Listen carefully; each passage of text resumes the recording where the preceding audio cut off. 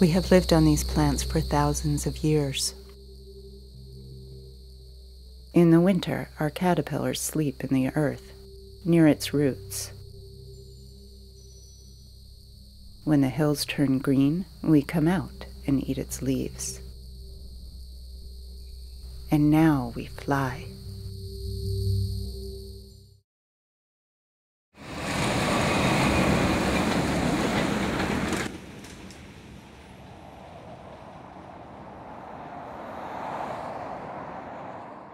All the people who come to San Francisco drive by San Bruno Mountain. It's important that they know what's really there. There are so many rare and endangered species that live on San Bruno Mountain together in concert that it is truly a miracle. And it's completely surrounded by urban development.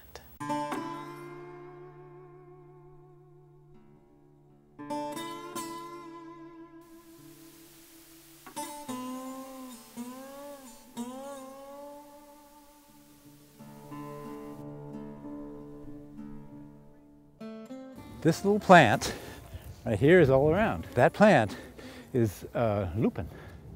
And lupin is the home of a rare and endangered butterfly, mission blue. Used to be all over San Francisco and up and down the peninsula, and now it's rare and endangered. That butterfly are indicated. The mission blue is endangered because its habitat is critically imperiled. There's only so many places that it lives in the planet. What we're going to see a lot of is this, which is scabiosa. It can take over the grassland and smother out the native plants, and this is prime butterfly territory, so we need to... Some butterflies are cosmopolitan. It doesn't like it here, it'll go somewhere else, it'll feed on another weed here, another weed here. But the mission blue butterfly is very specific, just to the plants and other insects that are in this little island. In terms of immediate needs, the mission blue butterfly, it certainly needs a sort of place that you and I say is somewhat intact, in that there's not weeds encroaching onto their lands.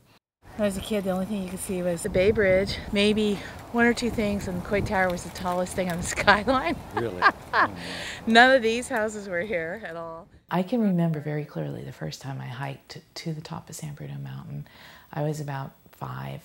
You'd go up there after school and just nestle down in the tall grass and let the butterflies fly over you while you just sat there and watched the world.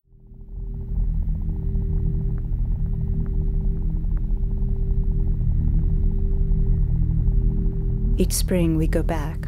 We return to the same plants and lay our eggs. We search and search, but our purple flowers are no longer here. We cannot find our place.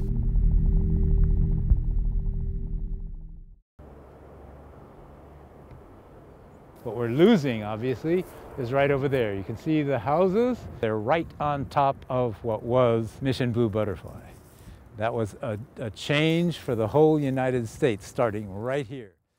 In 1982, the Reagan administration amended the Endangered Species Act to provide protection for a private landowner on San Bruno Mountain who wished to build a major housing development on mission blue habitat. And it became a giant loophole within the Endangered Species Act that was specifically crafted for San Bruno Mountain, but which has since become a precedent for well over 1,000 other habitat conservation plans, as they came to be called, across the country.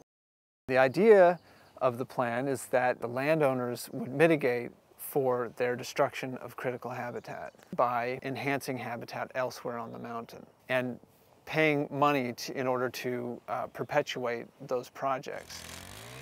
Removal of invasive weeds, planting of host plants and nectar plants for the butterflies. The problem was that there's no standard that called for demonstrating the feasibility and success of these mitigations before the developers were allowed to proceed with their destruction. So just looking here, what would be habitat would probably be more like that ridgeline up where those... We were looking at maps that were part of the original Habitat Conservation Plan, and they show the populations of mission blue, where they were greatest and where they didn't appear to be present. That means this entire hillside is supposed to be habitat, although there's a lot of scrub up there.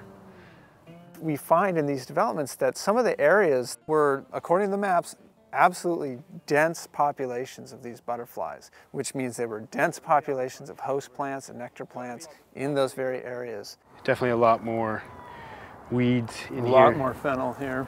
Yeah. And we look now at what was to be only temporarily disturbed habitat, and we find them full of weeds. We find them to be marginal at best in very small places, maybe a few lupins here and there. There just hasn't been the enhancement and the stewardship of these areas that was promised point by point in the Habitat Conservation Plan.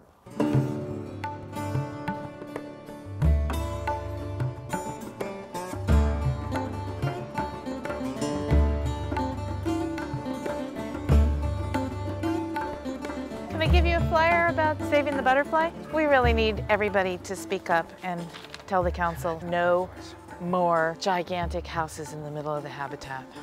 They want to fragment the population. Are they going to do it again? 71 more 4,000 plus square foot homes. Really? I didn't even know about this. Yeah. Okay. They want to build another development up on San Bruno do? Mountain. Yep, another 71 huge was homes. Was that already originally the plan from a long time ago still? It's, or is it something it's new? a revised plan from a long time ago.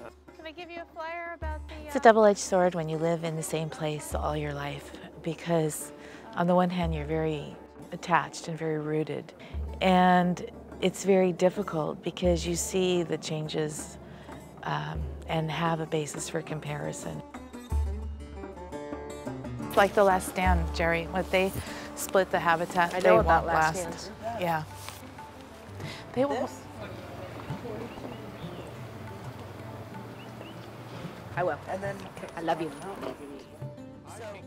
I do think that if enough people come, that the emotion of the subject will make them change their mind and not approve this. That's all right. The butterflies belong to everybody, so please write or call our city council.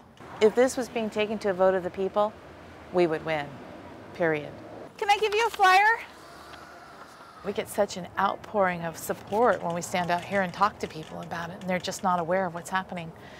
It's right up here on the ridge. It's their last habitat, and this housing development would fragment it, and that would, yeah. Okay, we'll take a look at Thank you so much. I think that we have this much of a chance of succeeding. But if I didn't pour my whole heart into trying, then we would have this much chance of succeeding. So we'll make the attempt, and hopefully we'll get enough public members to comment to them that they'll think about it and not just rubber stamp it.